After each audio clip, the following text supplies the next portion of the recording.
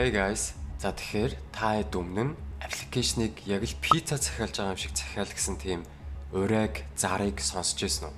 Зүгээр л дэлгүүрээс бараа авч байгаа юм шиг та вебсайт руу ороод би ийм фичерүүдийг аммаар байна гэж сонгоод хамгийн сүүлд нь танд бүтээн ажиллагаатай вебсайт эсвэл аппликейшнийг танд гаргаад өгвөл ямар вэ? Үүнийг хийж чадна гэж гарч ирсэн компани бол 1.5 тэрбум долларын үнэтэй Builder AI гэдэг компани байгаа. За тэгэхээр энэхүү бичлэгээрээ яаж дэлхийн олон том компаниудаас хөрөнгө оруулалт авч чадсан энэ амжилттай компани яг үүндээ цаана хэрхэн хүмүүсийг хуурч байсан бэ гэдгийг бүгдээрээ судлах болно.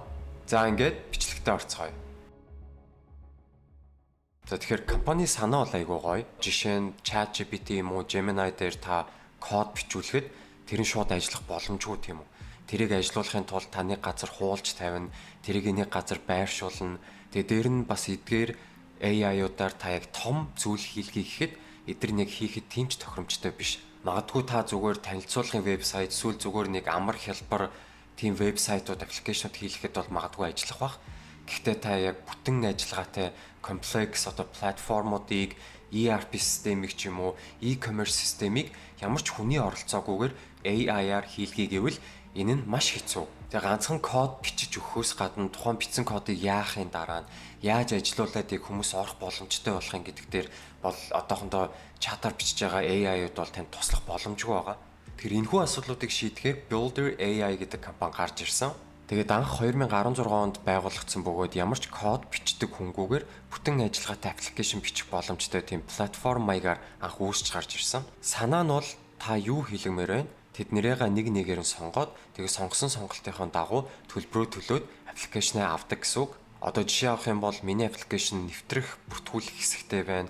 Миний аппликейшн худалдан авалт хийх юм бол имэйл болон утсаар мессеж явуулдаг. Эсвэл миний аппликейшн ERP-ийн ийм системүүдтэй байна. Та өөрөө сонгоно гэсэн үг. Тэгээ бүгдээрээ яг буцаад өрөө өрөө орох юм бол аппликейшнийг пицца авч байгаа юм шиг захиал. Өөрөөр хэлбэл та пиццан дээр тавих тэр ямар хям тавих уу, эсвэл ямар ногоонууд тавих уу, ямар чиз тавих уу гэдгээ та өөрөө сонгоно. Тэгээ таны сонголтын дагуу бид нар танд пицца гаргаад өгнө гэж байгаа адилхан. Өөрөөр хэлбэл та пиццаны үйлдвэргүй ч гэсэн пицца гаргуулад авчна. Яг тэрнтэй адилхан танд хөгжүүлдэг, та кодыг мэдлэггүйсэн ч гэсэн танд та юу хэлмээр нь бүгдийг нь хэл бид нар AI-ийн тусламжтайгаар бүгдийг нь гаргаад өгнө. Тэгэхээр орчин үед AI бас ийм өндөр түвшинд хөгжсөн үед бол энэ бас боломжтой санаа тийм үү.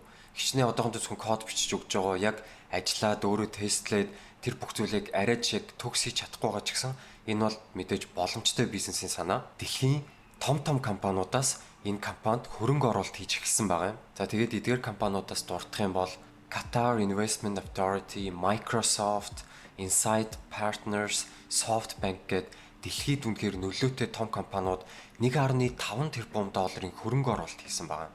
За одоо бүгдээрээ энэхүү платформ нь яаж ажилтдаг талаар илүү дэлгэрэнгүй судлаа. За энэхүү платформ нь Dasha гэдэг тийм AI-тэй. Тэгээ тэр AI туслагч нь хэрэглэгчийн шаардлагыг ойлгоод кодынх нь 80% нэгэн цагийн дотор бичиж дуусгадаг гэж байгаа юм.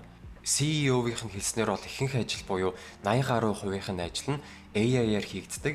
Тэгээ үлдсэн 20% нь ажил нь хүний оролцоотой буюу тэр AI-ийн хийсэн 80% ажлыг илүү хянах зорилгоор тэгж хийгддэг ажлууд гэж хэлсэн байгаа юм. За тэгээ Builder AI-ийн амласан зүйлүүд нь юу вэ гэхээр 6 дахин хурдан софтверийг хийн бас 70%-аар хямдхан хийж өгнө гэж хэлсэн байгаа юм. За тэгээ энэ бол үнэхээр амар тийм үү. Ямар ч код бичдэггүй, кодын мэдлэггүй хүмүүс өөрсдийнхөө хийлгэнээр байгаа бүх санаагаа өгөнгүүд тэр Natasha гэдэг AI-ыг 80% хийж өгөөд 20% нь одоо яг инженерүүд алдаагийн засаад танд яг бүтэн ажиллагаатай платформыг тэр код бичдэггүй хүн ч өгч гинэ гэсэн үг. Гэхдээ асуудал нь юу вэ гэхээр энэ бүх зүйлүүд худлаа байсан. Хяналт шалгалт болон дотоод ажилчдын өгсөн мэдээллээр бол ард нь ямар нэгэн AI байгаагүй, харин эсэргээрээ маш олон энэтхэгчүүд байсан байгаа юм. Тийм ээ, та буруу сонсоогүй.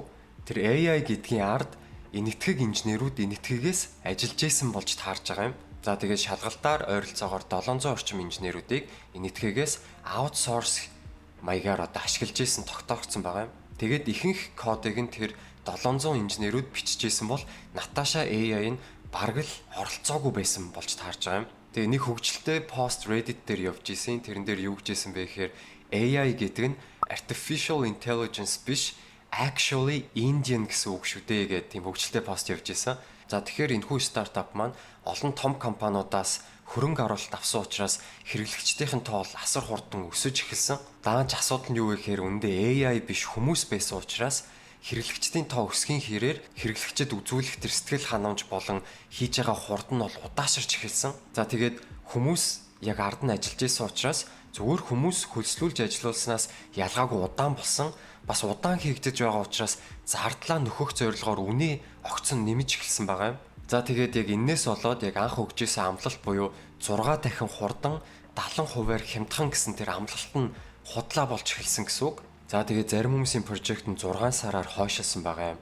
Тэгээд бодоод үзтээ үнэхээр AI ихэнх ажлыг хийгээд хүмүүс 20% л ажлыг хийдэг байсан бол яагаад төслүүд нь 6 сар хойшлох вэ? Ганцхан цаг хугацаанаас гадна мөнгөтэй холбоотой хэрэглэгчийн шаардлагыг буруу ойлгосон холбоотой маш олон гомдлууд 2024 болон 25 онд гарч ирсэн байгаа юм. Зарим нэг төслүүдийн дурдах юм бол үнэхээр их хойшлогдоод тэгээ бүр нэмэлтээр 70,000-аас 300,000 евро нэмж төлөх шаардлага гарсан байгаа юм. Хичнээн тэгээд энэ мөнгийг нэмж төлсөн ч гэсэн тухайн гарсан аппликейшн шаардлагыг бол ерөөсөө хангаагүй гэж хэлж байгаа юм. Монгол мөнгөөр 1 тэрбум 200 сая төгрөг гэсэн үг. Тэгэд ийм их мөнгийг AI-д төлчөөд тэр нь таны хүссэн зүйлийг чинь хийж өгч чадаагүй бол яах вэ?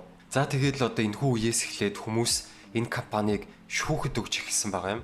За тэгээд энэ компани шүүхэд дуудагдсанаар саяны хэлсэн бүх асуудлууд ил болсон. За тэгээд ганцхан AI гэж худлаа ярьснаас гадна өөр маш том зүйл дээр худлаа ярьж исэн тогтоогдсон байгаа юм. 2024 онд өөрсдийнхөө орлогыг 300%-аар өсгөж худлаа мэдээллийг хөрөнгө оруулагчдаа өгсөн тогтоогдсон байгаа юм. Өөрсдийнх нь 2024 оны орлого бол 50 сая доллар байсан.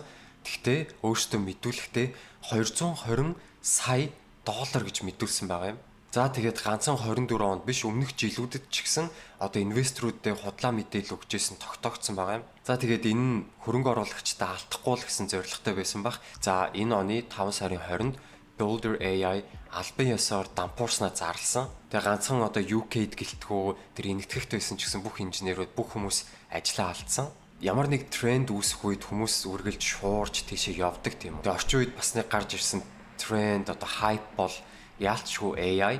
Тэгэл орчин үед баг бүх компаниуд л манай компани бол AI ашиглаж байгаа AI powered гэж энэ үгүүдийг бол та айгүйх сонссон баг. Тэгээ бас нөгөө талаараа эдгээр үгнүүдийг ашиглахаар хэрэглэгчд нь бас өөрсдөө сохроор итгээд бас тийшээ хөрөнгө оруулалт хийх бас тэр софтверыг худалдаж авах тийм асуудлууд бас маш их гарч байгаа. Тэгээ ганцхан хүмүүс итгээд бас софтвер хийлгсэн гэхгүй энэ том компаниуд ч гэсэн сохроор итгээд яаж ямар их мөнгийг алдсан гэдгийг бас та хэд харж болж байна. Microsoft, SoftBank, Qatar Investment Authority эдгээр бол тийм жижигхэн компаниуд бол тийш эдгээр дэлхийд нөлөөтэй бас үнэхээр олон AI-ийн компанид хөрөнгө оруулсан том компаниуд. За тэгээ миний бодлоор дэлхийд даяараа трендийг сохроор дагаж болохгүй шүү гэсэн мессежийг 1.5 тэрбум доллараар сурсан болоо гэж би бодлоо. За guys тэгээ товчондоо юм байла. Иймэрхүү контентуудыг та хэд юу гэж бодож гин? Өшөө хийвэл зүгээр үү? Эсвэл илүү дэглэрэнгүй явах уу? Эсвэл илүү богино байлгамаар байна уу? Та хэд бас юу гэж бодож гин? За тэгээд дараагийн бичлэгээрээ уулзцгаая guys. Түр баяртай.